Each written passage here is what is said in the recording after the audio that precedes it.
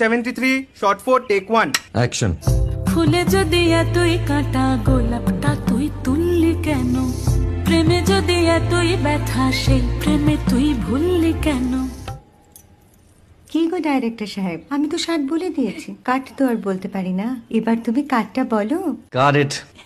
Excellent shot, excellent. Madam আপনার সাথে একজন দেখা করতে এসেছে।